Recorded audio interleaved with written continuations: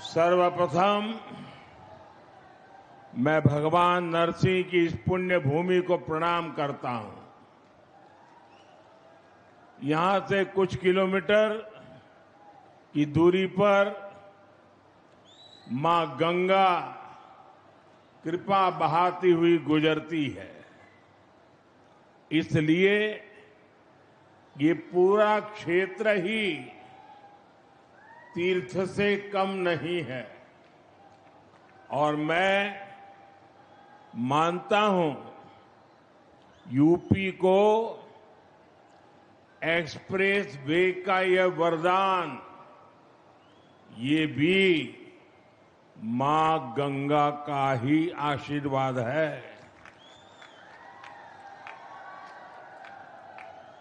अब आप कुछ ही घंटों में संगम भी पहुंच सकते हैं और काशी में बाबा के दर्शन करके भी वापस आ सकते हैं। साथियों, जैसे मां गंगा हजारों वर्षों से यूपी की और इस देश की जीवन रेखा रही है, वैसे ही आधुनिक प्रगति के इस दौर में उनके समीप से गुजरता ये एक्सप्रेस वे ये यूपी के विकास की नई लाइफलाइन बनेगा। ये भी अद्भुत संयोग है कि पिछले 4-5 दिनों में मैं मां गंगा के सानिध्य में ही रहा हूं। 24 अप्रैल को मैं जब बंगाल में था तो मां गंगा के दर्शन किए थे और फिर कल तो मैं काशी में था। आज सुबह ही फिर बाबा विश्वनाथ, मां अन्नपूर्णा और मां गंगा के दर्शन करने का सौभाग्य मिला और अब मां गंगा के नाम पर बने इस एक्सप्रेस वे के लोकार्पण का अवसर मिला है। मुझे खुशी है कि यूपी सरकार ने इस एक्सप्रेस वे का नाम मां गंगा के नाम पर रखा है। इसमें विकास का हमारा विजन भी झलकता है और हमारी विरासत के भी दर्शन होते हैं। मैं यूपी के करोड़ों लोगों को गंगा एक्सप्रेस वे की बधाई देता हूं।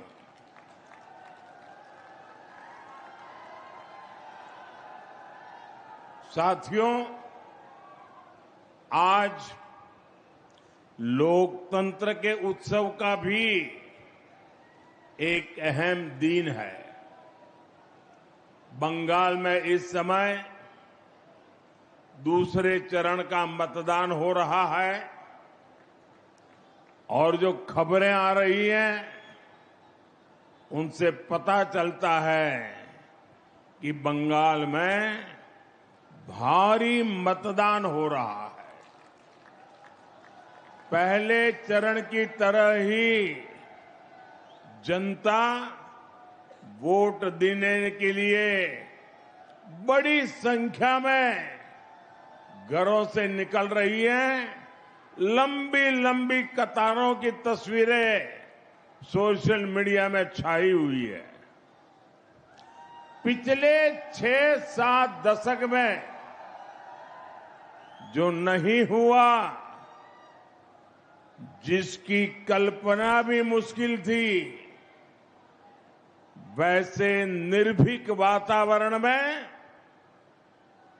बंगाल में इस बार वोटिंग हो रहा है। लोग भय मुक्त होकर वोट दे रहे हैं। ये देश के संविधान और देश के मजबूत होते लोकतंत्र का पुण्य प्रतीक है। मैं बंगाल की महान जनता का आभार व्यक्त करता हूं कि वो अपने अधिकार के प्रति इतनी सजग है, बड़ी संख्या में वोटिंग कर रही है। अभी वोटिंग खत्म होने में कई घंटे बाकी है। मैं बंगाल की जनता से आग्रह करूंगा कि लोकतंत्र के इस पर्व में ऐसे ही उत्साह से भाग लें। साथियों, कुछ समय पहले जब बिहार में चुनाव हुए तो बीजेपी एनडीए ने प्रचंड जीत दर्ज की थी, एक इतिहास रच दिया था। अभी अभी कल ही गुजरात में महानगरपालिका, नगरपालिका, जिला पंचायतें, नगर पंचायतें, तहसील पंचायत, इन सब के चुनाव के नतीजे आए हैं। और आप मेरे उत्तर प्रदेश वासियों को खुशी होगी, 80 से 85% नगर पालिका और पंचायतों भाजपा ने जीत ली है।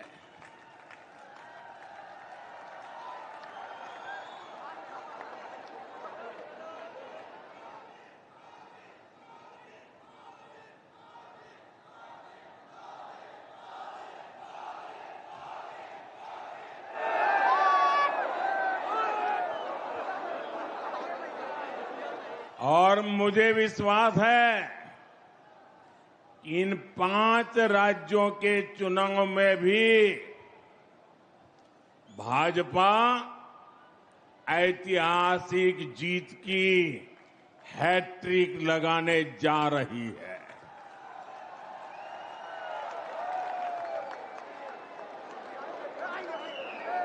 चार मई के नतीजे विकसित भारत के संकल्प को मजबूत करेंगे, देश के विकास की गति को नई ऊर्जा से भरेंगे। साथियों, देश के तेज विकास के लिए हमें तेजी से आधुनिक इंफ्रास्ट्रक्चर का भी निर्माण करना है।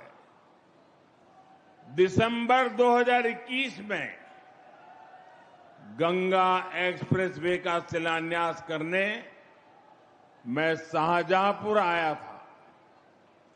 अभी 5 साल से भी कम समय हुआ है और आप देखिए, देश के सबसे बड़े एक्सप्रेसवे में शुमार यूपी का सबसे लंबा ग्रीन कॉरिडोर एक्सप्रेसवे ये 5 साल के भीतर भीतर बनकर तैयार हो गया है।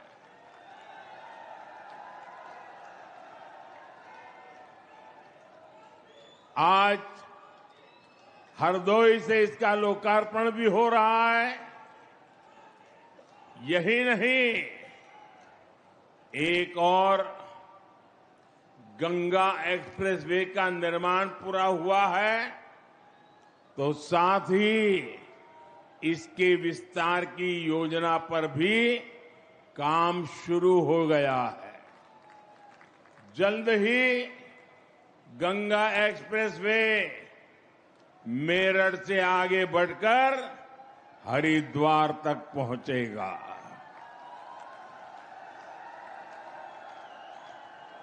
इसके और बेहतर उपयोग के लिए फर्रुखाबाद लिंक एक्सप्रेसवे का निर्माण कर इसे अन्य एक्सप्रेसवे से भी जोड़ा जाएगा।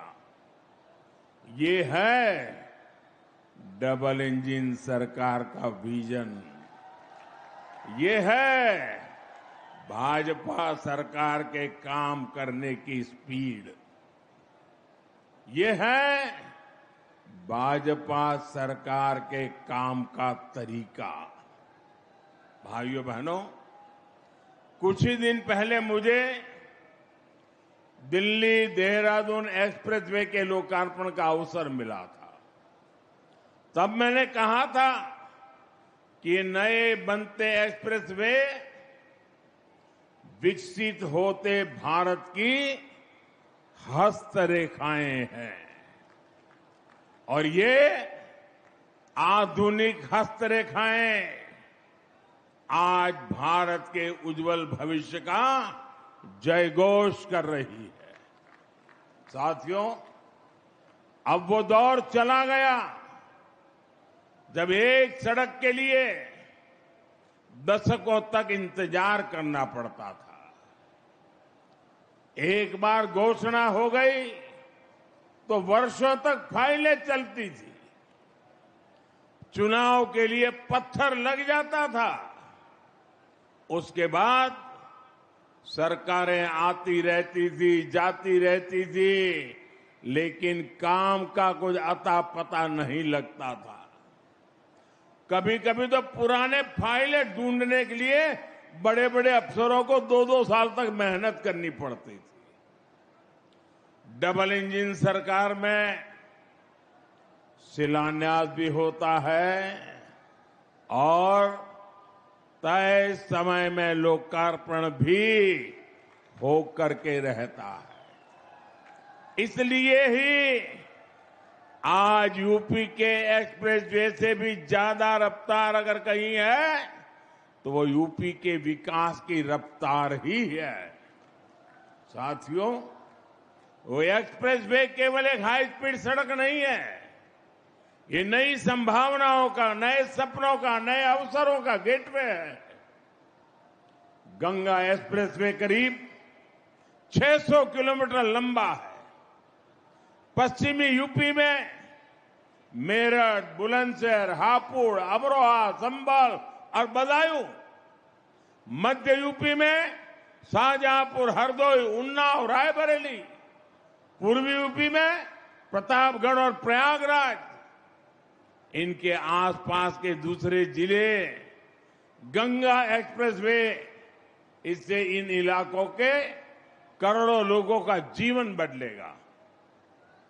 साथियों, इन क्षेत्रों को गंगा जी और उनकी सहायक नदियों की उपजाऊ मिट्टी का वरदान मिला है।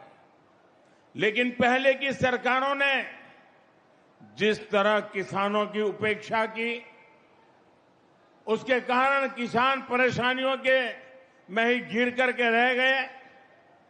यहां के किसानों की फसलें बड़े बाजारों तक नहीं पहुंच पाती थी। कोल्ड स्टोरेज की कमी थी, लॉजिस्टिक का अभाव था, किसानों को उनकी मेहनत का सही मूल्य नहीं मिलता था।